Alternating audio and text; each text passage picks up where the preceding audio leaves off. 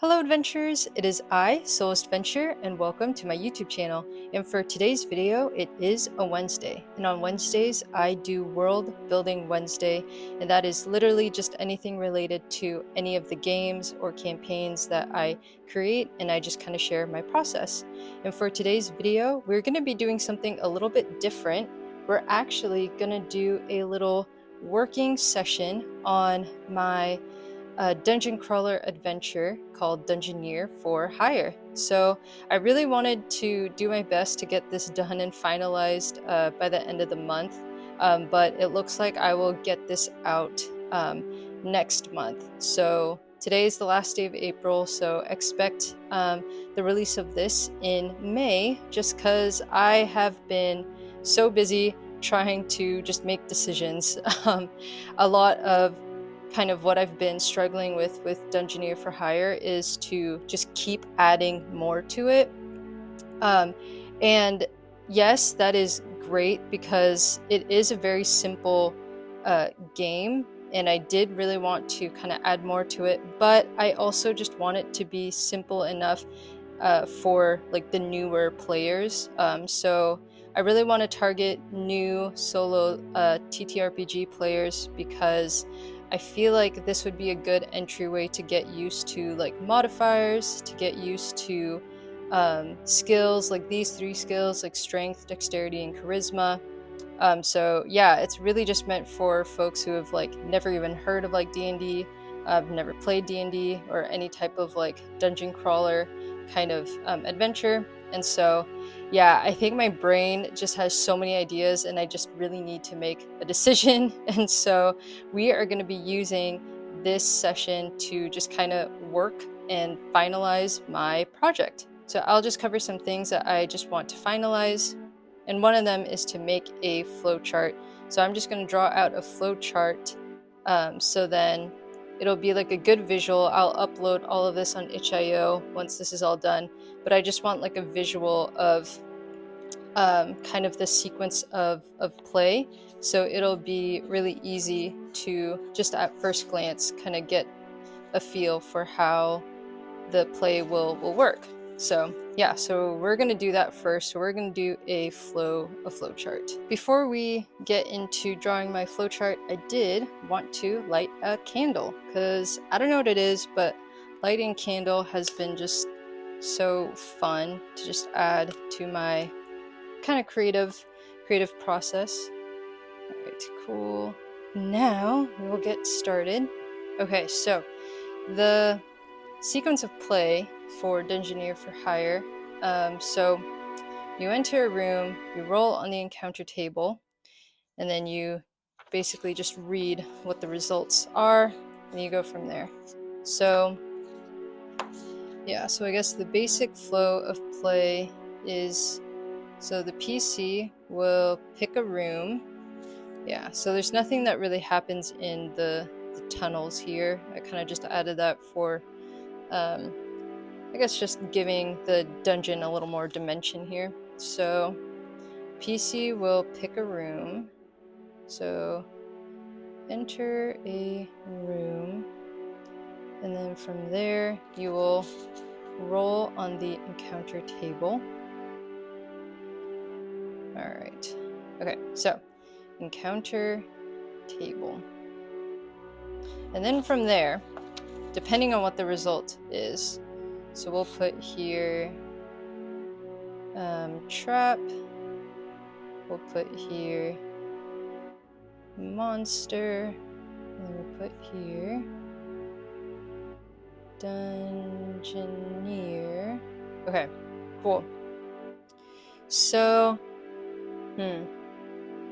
so if it is a trap, this is where you would go to the charisma and dex save table.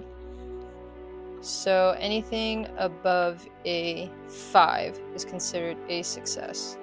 So basically, if you are in a room and it has a trap, you have to perform a dex save. So I'll have a table here, which will be both a dex and charisma save table. So I will put here So if it is a trap, you must do a dex save. So anything above a 5 is a success.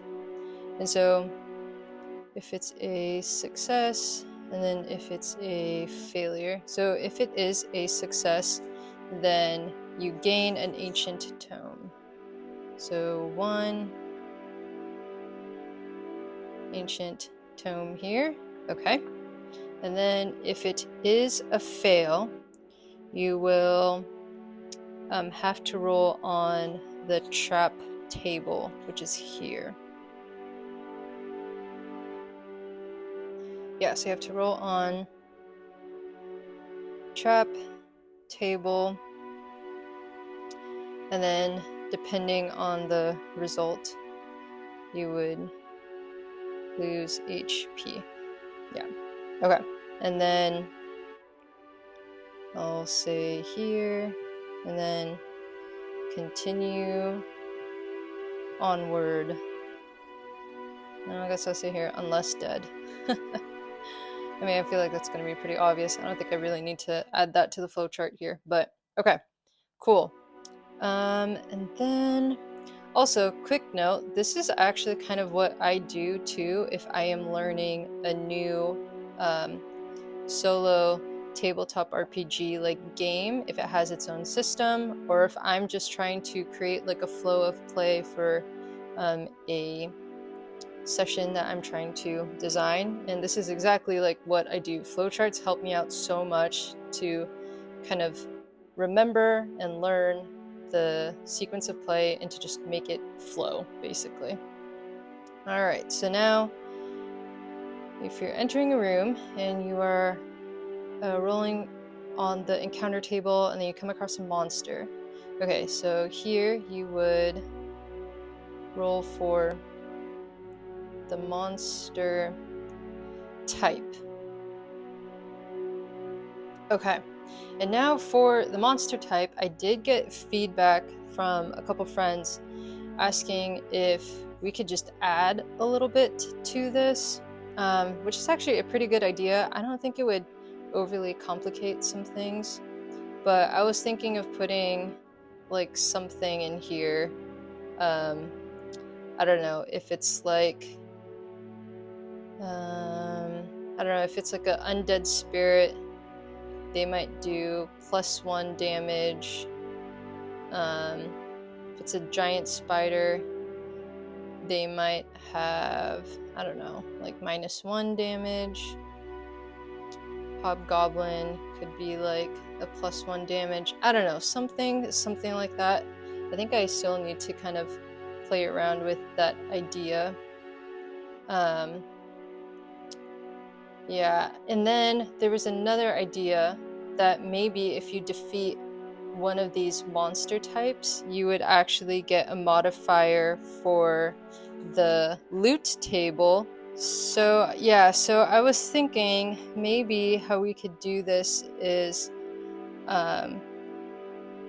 we can either add like a damage modifier, so maybe if you are in combat with one of these monster types, you might get either like +1 or a -1 damage modifier, or it could be if you defeat these, you can get like a +1 to your loot roll. Yeah, loot table roll, or you might get, yeah, I don't know, something like that. But I thought that was a good idea, so I'm gonna mess around with this a little bit more, and then think about ways to add like a modifier of some sort, because I know trying to find the ancient tome can be hard on the loot table here, but I also kind of like that it's hard. I wanted it to be a little more randomized, but anyways, yeah.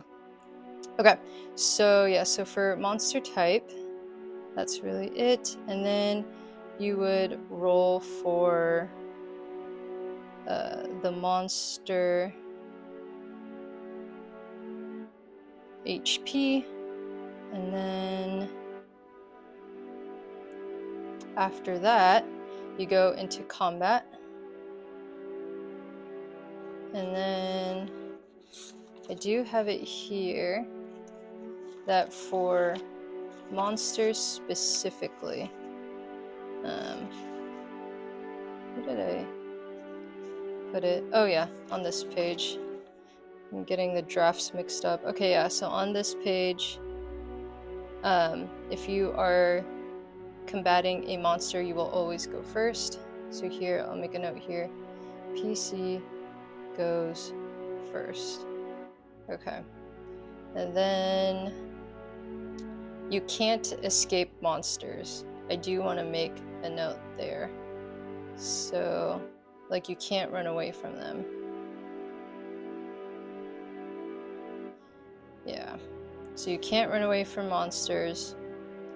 And then if it is a success or a failure, this means you have died. This means you have won. And then you would roll on the loot table here. So I'll say loot table. Yeah, okay, cool. And then after that, you continue onward, unless dead, obviously. So there's that. And then for Dungeoneer, okay, so for the Dungeoneer, it is different.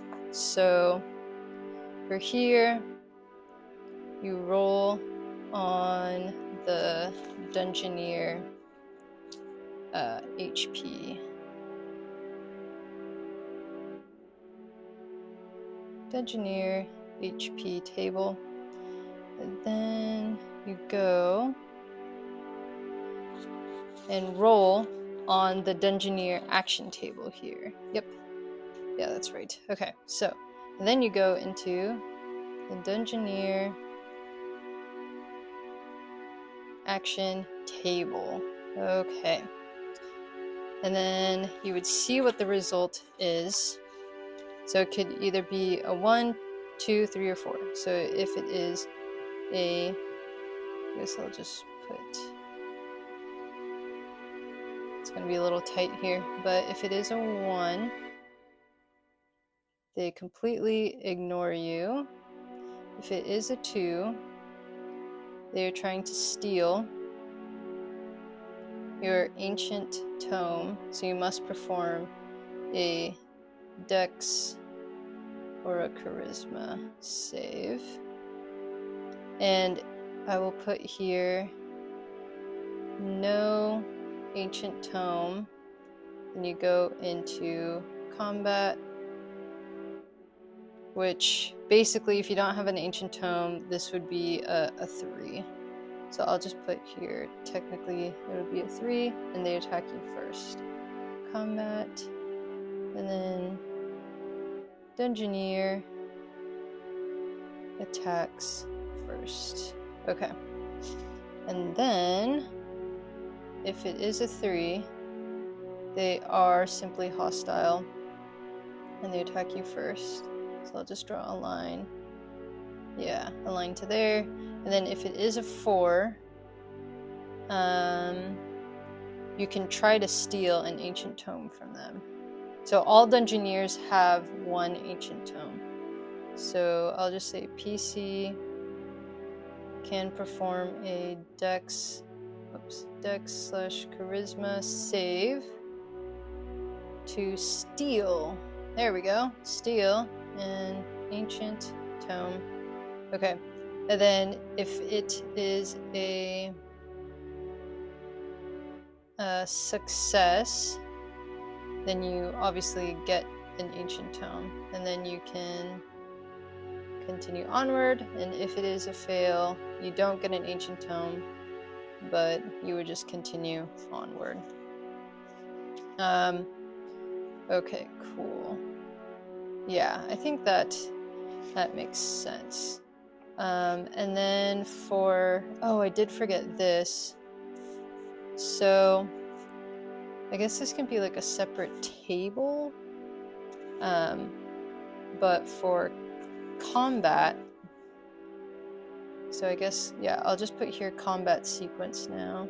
So this is your flow of play here. There we go. Yeah, so this would be your flow of like play. And then we will do a flow of combat specifically. Yeah. Yeah, I think we could work with, yeah, work like that, separate it out. Yeah, so I guess we'll say if it is a monster, and then if it is a Dungeoneer. There we go. So if it is a monster,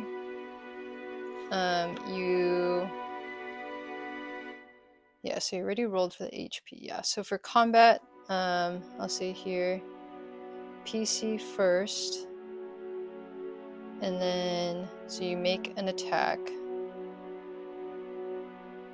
and then for the monster, they would roll for the combat action table, and then the monster would do combat action table, and then it would basically flow like that. Yeah, so it'd be PC would go first, then the monster combat action until you either lose or they win. So there's that. And then yeah, so I think that would be good. I think that makes sense. And then for Dungeoneer, so they will always attack first. So for combat, so I just call them NPC attacks first, and then the PC would attack, and then flow of play here. And if you defeat, which I totally missed here, if you have won, if you would fail, you do get an ancient tome, and this would be you died. So I guess this would go there. Yeah, so an ancient tome. Okay, and then I guess I'll just put here, if you won, loot table.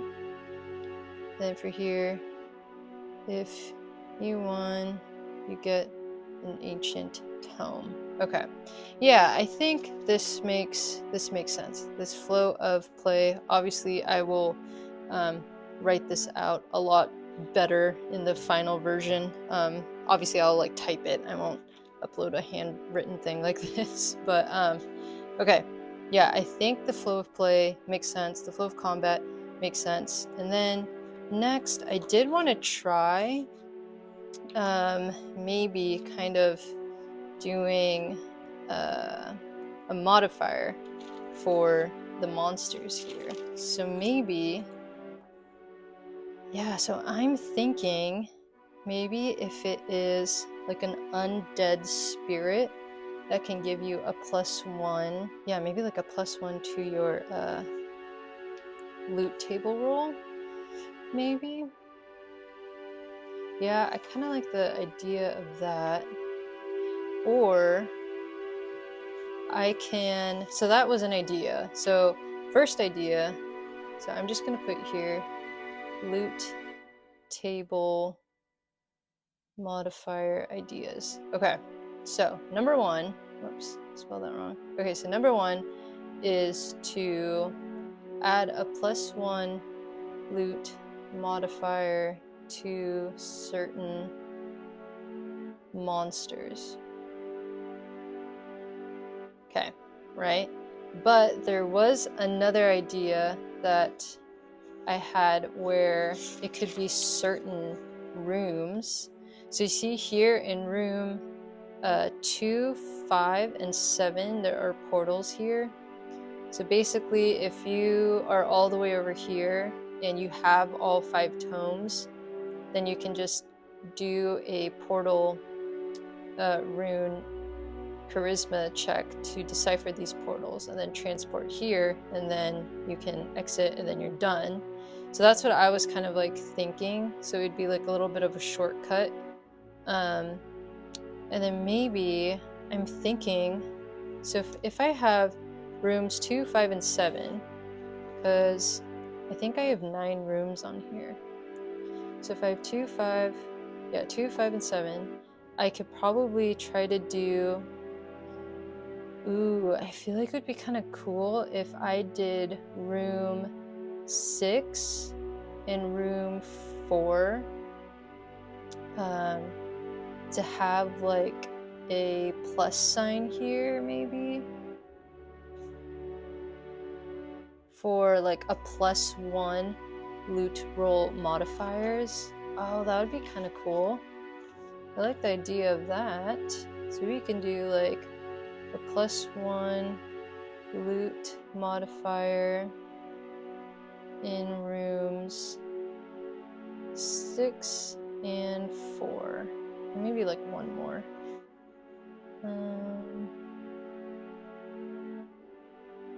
Let's do, you know what, let's do 1. Yeah, 6, 4, and 1. Yeah, so something like that. So then it would increase the chances of you to get either a legendary item or an ancient tome, because yeah, it's definitely hard to get that ancient tome. Okay, so that's an idea. I think that's good. Yeah, so I think that would be a good idea for like the loot. Have a +1 modifier in certain rooms.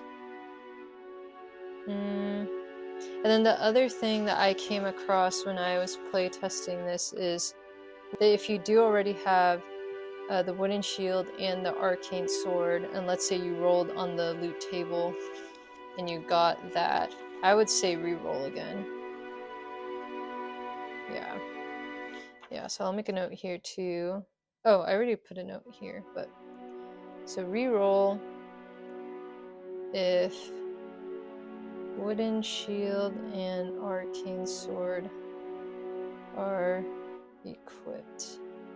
Yeah, so something like that if you already have it.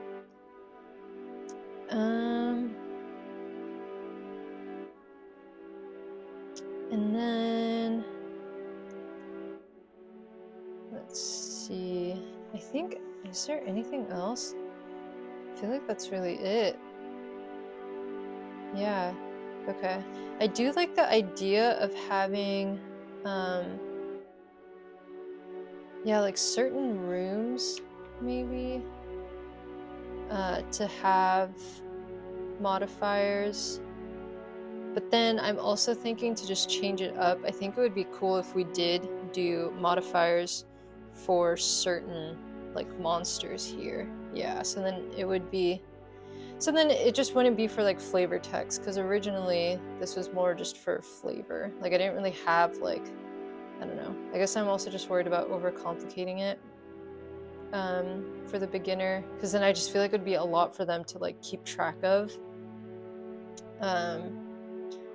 But yeah, I can try. Or yeah, I guess we can do that. Like maybe the undead spirit could be like the strongest. So maybe like +2 damage, -1 damage, and then +1 damage. The giant spider can be -1, hobgoblin could be +1 damage maybe. So actually, you know what? Let's try that. So okay, so 1d4. So let's say I am encountering an undead spirit. Okay, so 4. So I have 1d4 + 3. So that would be... So I got a 1. 1 + 3 is 4. And then +2 is 6. So that would be a total of 6 damage. And I have 30 as like my... Ooh, is that too strong? Oh, I feel like that would be strong. Okay, let's see. So if I got a 1, that'd be a 1d4. So 3 + 0, 3 + 2 is 5. Oh my god, yeah. I feel like we would slowly be getting like wiped out. I don't know how I feel about that. Okay, I'm gonna, you know what? I think I am just gonna stick to this just being for flavor for now. Because, okay, yeah, I am just gonna make a decision. I am going to not do any damage modifiers for these monsters just because I feel like it would be too much for the new player to like track. Yeah, okay, so I think for now I'm just gonna make the monsters just be pretty basic and just stick with the basic attack table, and then let these just be here for like flavor text. But for rooms, I do like the idea of having certain rooms to have like a +1 loot modifier. So yeah, so maybe here I'll just put something like special rooms. So I will go into detail about portals and then loot rooms. Yeah, so I think that is it. Okay, I think I am done with finalizing all the stuff that I want for Dungeoneer for hire. Yeah, so I guess I'll just make these like edits and then I will put this together, the flowchart. So next steps, I will create this flowchart and I will make some tweaks, add some tables to this and finalize it. This is all finalized. Yeah, I have some like extra boxes I just need to add. And then I do need to add like little plus signs here for the loot table modifier. Yeah, so maybe something like loot rolls in rooms 6, 1, and 4 get a +1 modifier. Okay, cool. Yeah, so I think we are almost done. Yeah, so I'm just gonna make those edits. I'm going to create a way better like flowchart as like an extra thing that you can download if you need a little guide there.